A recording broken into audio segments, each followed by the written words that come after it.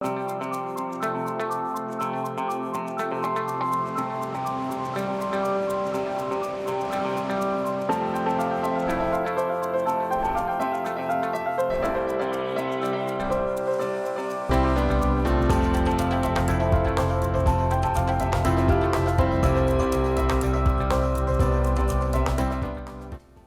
afternoon. Thanks for joining us across the fence. I'm Fran Stoddard.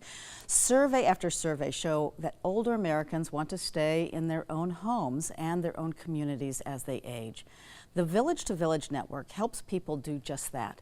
The Village model supports aging in place in the communities where you're already connected.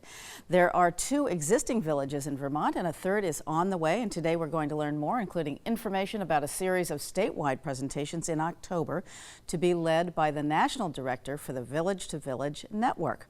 Her name is Barbara Sullivan. And in just a few minutes, we'll also be joined by a second guest, Dr. Dan Waterman, who serves on the board of the Mount Mansfield Villages right here in Vermont. So Barbara, thank you so much for being here, and for Dan too, for being with us. Well, thank you, Fran, for inviting me. I'm excited to share the information about Village to Village Network. Okay, well, so tell us what the Village movement is and how it started. Sure. So it started in the early 2000s. We're actually in our 20th anniversary. Beacon Hill Village was our first village, and up in Massachusetts. And the concept quickly grew into a model for aging in place and community as an alternative move or economic model for aging instead of moving and downsizing. So how to live in your home. So what is a village? So villages are community-based, good question.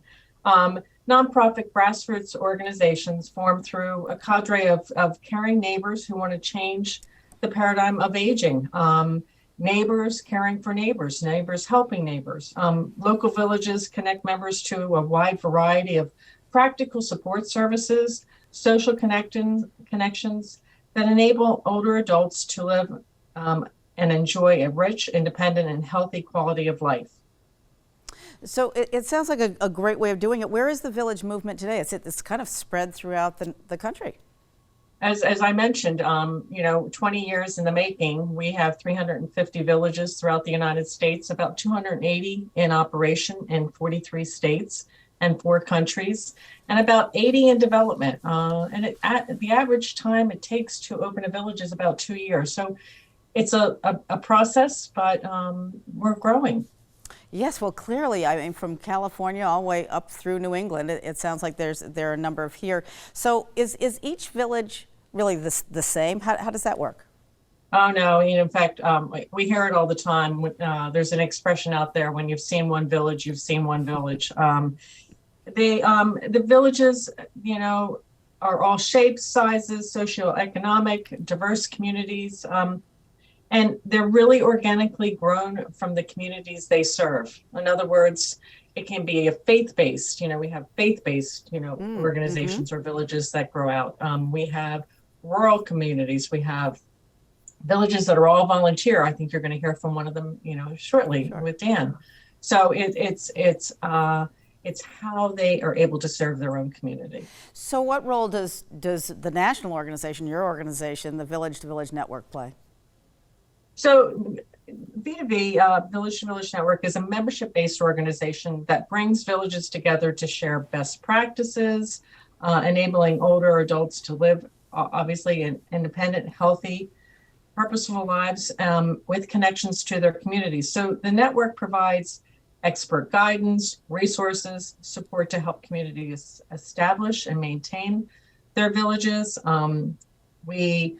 At the national level, we have a village toolkit and documents, mentor programs, forums, you name it. We have a conference coming up, which is a 3-day virtual conference on the 11th, 12th, and 13th. And so, again, shared best practices for all our villages across the United States. So what role do villages play in home and community-based services? How do you work with those other services that are already there? So it is a great questions. That's the catchphrase these days, home and community-based services. During the pandemic, our villages not only survived, but they thrived. They went back to those basic grassroots, organizations. They contacted members directly by phone, by email. A lot of people learned Zoom, but through the programs, educational, social support, transportation's a big component of, as we age, and just empowerment to help people stay and age in their home. That's the essence of community-based services. So talk about transportation, huge, but what other types of assistance does Village to Village Network offer to communities to start a village and be there for folks? Well, the network itself offers the toolkits, the document library. There's a lot to go from A to Z, from the development stage, exploratory development to opening a village.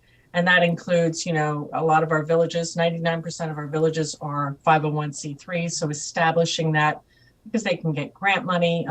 60% of our villages have staffing. So, the network helps provide guidance how to do a strategic plan or a business plan, to do needs assessments within the community, to see what's needed, what can they supplement, what can they bring to, the community at large, or help with existing programs.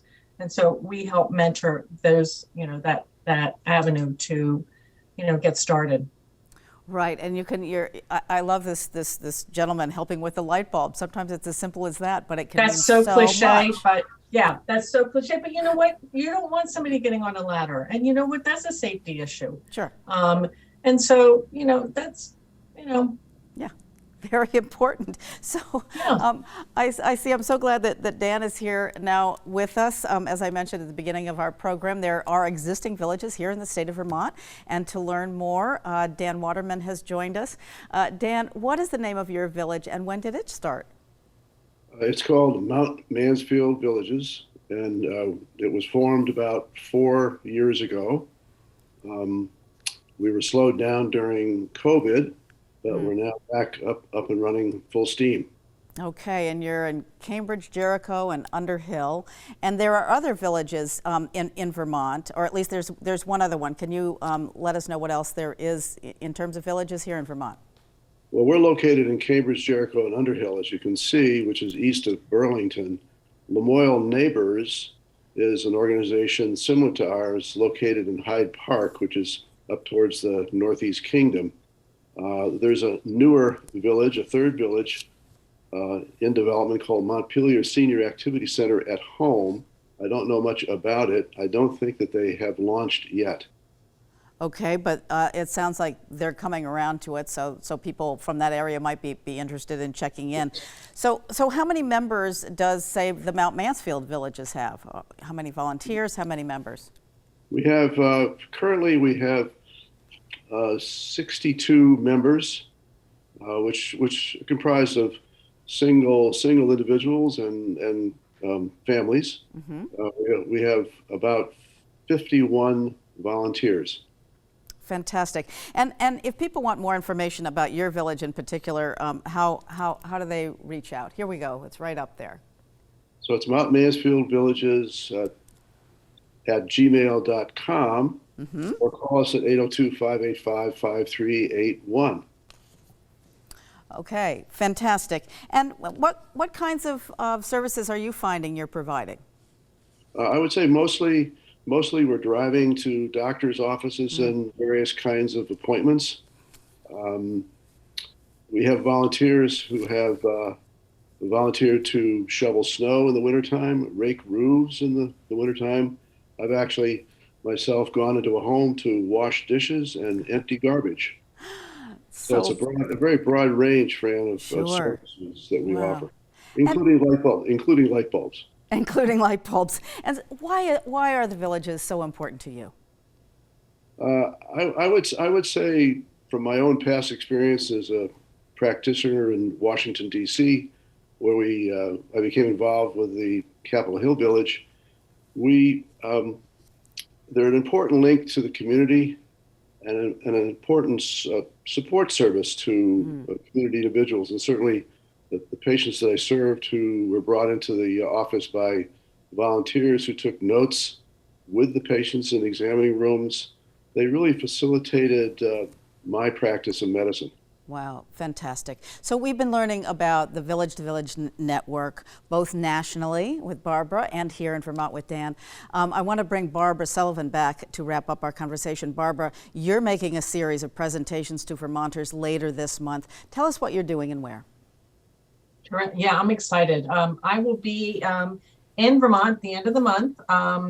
The first meeting will be held at Killington Grand Hotel on October 24th, Monday, October 24th.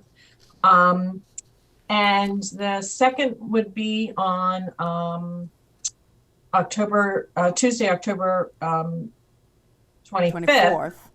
24th. Right. In Waterbury, right? In Waterbury, Yeah. I'm sorry, at the Best Western Plus. Mm-hmm. And that session's at 10. And of course, you can RSVP to aging at uvm.edu.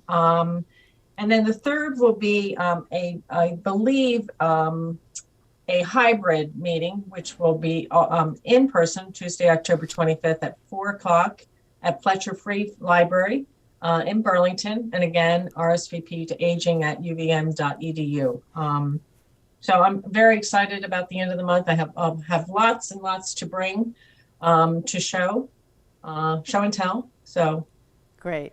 Well, and I think going to aging at uvm.edu is important because I'm not sure if we quite had some of the dates and the days, but you'll be Monday in Killington in late October, Tuesday in Waterbury, and Wednesday in Burlington.